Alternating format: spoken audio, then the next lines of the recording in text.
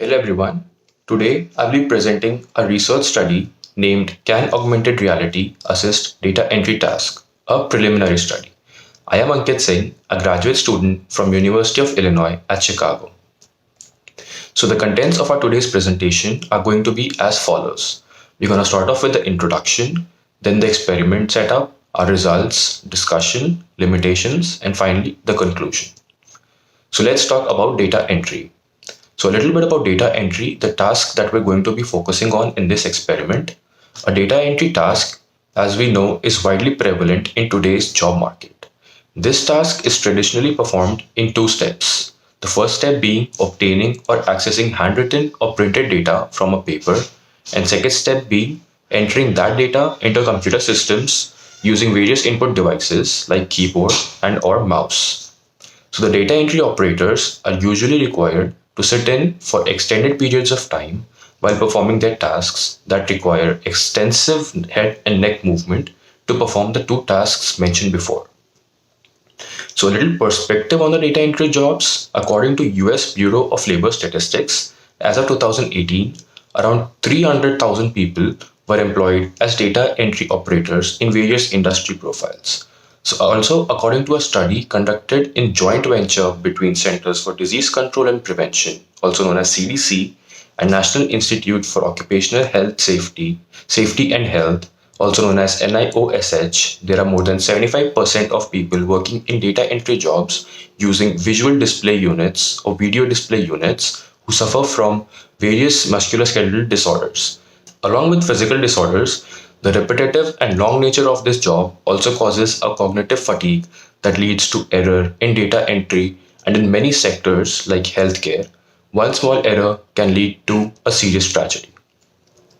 So coming to the objective section, the objective of our study is to alleviate the workload and assist data entry operators by integrating AR technology and data entry process. We plan on doing so by using an AR device as a data presentation interface for performing the first step of the data entry process. So why augmented reality? Augmented reality has been widely implemented to assist various tasks and reduce operators' workload, but it has been a widely untested medium when it comes to data entry assistance.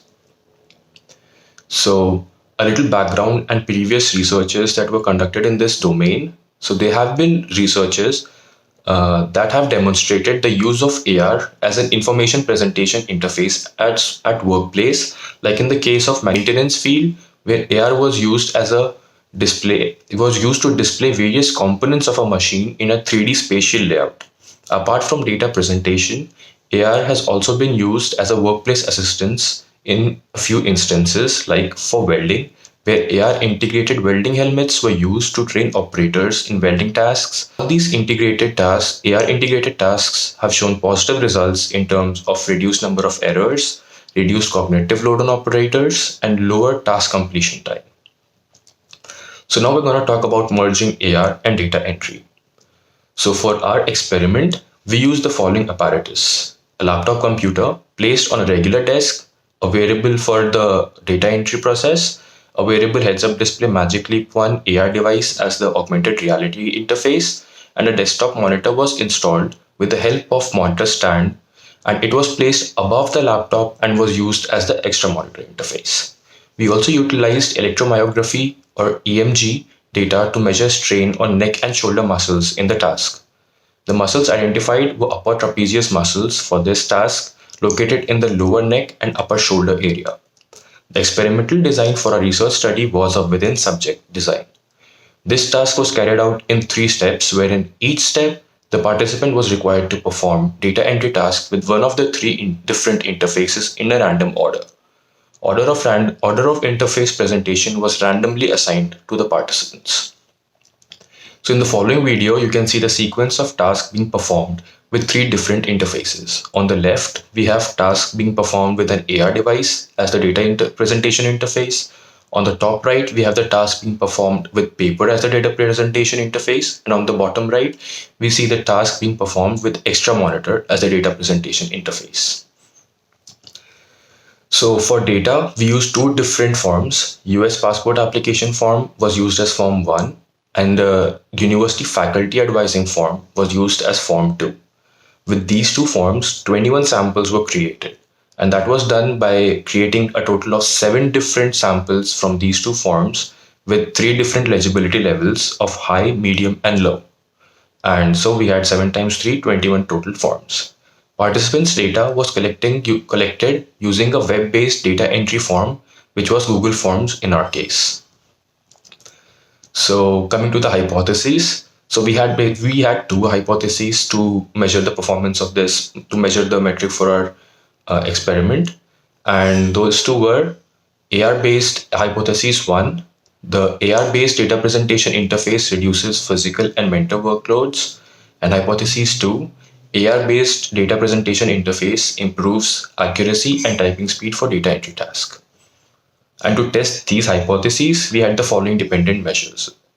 To measure data entry performance, we had typing speed, which was measured by the number of characters typed by the participant per minute, which was measured in CPM or characters per minute.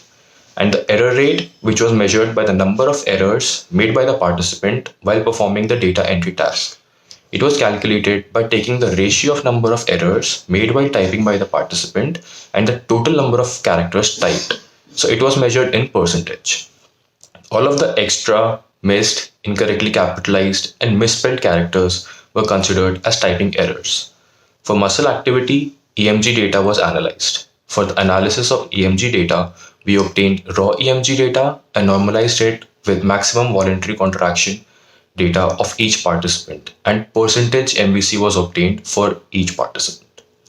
In addition to these, we also utilized NASA TLX forms to measure the subjective workloads of the participants and also defined 3 different usability metrics, which were helpfulness, easy to use, and preference. And these were measured using a post-task survey where participants were required to answer the questions presented on the table on the right and on a scale of 1 to 7. For statistical analysis, since our data did not follow normal distribution, we used Friedman test with a significance level of 0.05 to examine the effect of three data presentation interfaces on the dependent measures. For post hoc analysis, we used Wilcoxon signed rank test and Bonferroni correction. That is, p-value was adjusted to a value of p less than 0.017 for significance, since we had 3 independent variables. So coming to the results section, for NASA TLX, we observed from the participants' data that AR had a significantly higher rating for mental demand, physical demand, efforts, frustration, and pairwise weighted rating when compared to the extra monitor interface, and as you can see from the mean values. No significant difference was observed in the data of the participants for AR and paper-based interface for this dependent measures. Also, you can see the summary of our result findings from the graph, which are displayed on the right of the presentation, on the right side of the presentation. So both these results did not support our hypothesis H1. Usability metrics, AR was rated lower than extra monitor for helpfulness and preference, while easy to use rating was similar for all the 3 interfaces. The results of this metric also did not support our hypothesis H1. Muscle activity or the EMG data did not show a significant difference among participants for the 3 interfaces. For typing speed, participants had the lowest typing speed while using AR interface. Highest typing speed was observed among participants when using the extra monitor interface, as you can see from the graph on the right and the mean values. Typing error rate among participants was similar for all the 3 interfaces. These results also did not support our hypothesis H2. So those were the results of our preliminary study. Moving on to the discussion section, we presented participants with an open-ended survey giving them an opportunity to present any suggestions or changes that we could incorporate in the AR device to make the data entry experience easier. We received interesting suggestions from the participants, of which the majority of the suggestions implied that the weight and size of the AR device was probably too much for continuous usage for data entry, and reducing the physical dimensions could prove helpful. Another interesting thing to note was that even though the AR device was stated to be heavy and big by the participants, the physical muscle load for all the interfaces was similar. This could possibly be because even though the device was big and bulky, the head movement with the AR device was significantly low, as information was presented to the participants at their eye level. It was noted from the open-ended question in the post-task survey that participants were more comfortable with using extra monitor than other interfaces, as extra monitor has been widely used as as an interface, and participants were more experienced with it.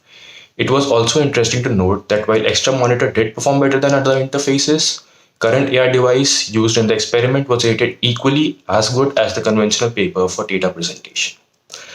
There were a few limitations for the study as well. Firstly, we were able to conduct the experiment with 18 participants, so the generalizability of the results is not as effective. Secondly, the data material used in the study were forms whose lengths were a good fit for the device's limited field of view.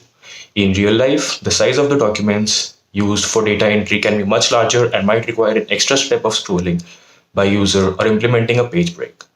The participants were presented with a demographic survey at the beginning of the experiment, and through this survey, it was noted that majority of the participants had little to no experience of using or working with an AI device. Extra monitor, as discussed earlier, were a more common interface, and this could have led to a confirmation bias in participants while using different interfaces. So the results of this study show that AR interface is as good as an interface for as conventional paper for data entry process. The extra monitor performs better than all the interfaces for data presentation because of its prevalence and users being more experienced with it. Potential modifications and updates were promised that AI devices could be used for data entry. Future work from this study can be done in the spheres of designing a device with mentioned changes and testing the performance of the modified device with extra monitor and paper-based data presentation method. So that was it. You can find my contact information here in case you have any more queries or follow-up questions or would like to connect. Thank you.